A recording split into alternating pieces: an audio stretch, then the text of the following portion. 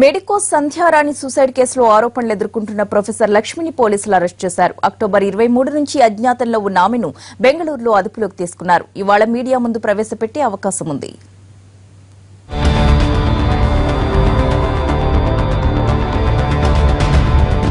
దాదాపు నెల రోజుల పాటు కొనసాగిన హైడ్రామాకు తెరపడింది. గుంటూరు ప్రభుత్వాసుపత్రిలో మెడికో సంధ్యారాణి సూసైడ్, మెడికోల ఆందోళన, ప్రొఫెసర్ లక్ష్మి పరారీ ఎపిసోడ్ క్లైమాక్స్ కు చేరుకుంది.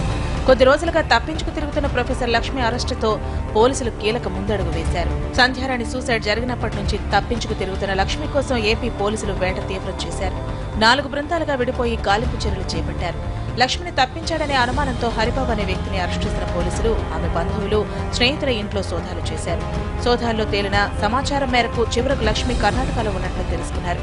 బెంగళూరులో ఓ వాహనంలో ప్రయాణిస్తున్న ఆమె చేతులకు పేడీలు తగిలించారు.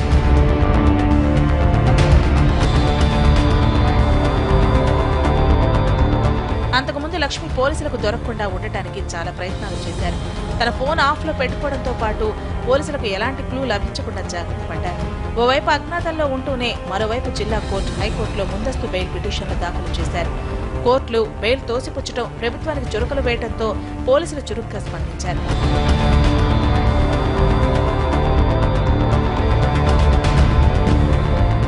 తన ఆత్మహత్యకు ప్రొఫెసర్ లక్ష్మి కారణమని సంధ్యారాణి సూసైడ్ లెటర్లో లక్ష్మి బాగోతో పట్టబయలైంది.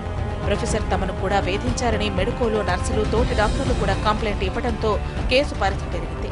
ప్రొఫెసర్ లక్ష్మిని కఠినంగా శిక్షించాలని సంధ్యారాణి తల్లిదండ్రులతో పాటు మెడికోలు డిమాండ్ చేస్తున్నారు.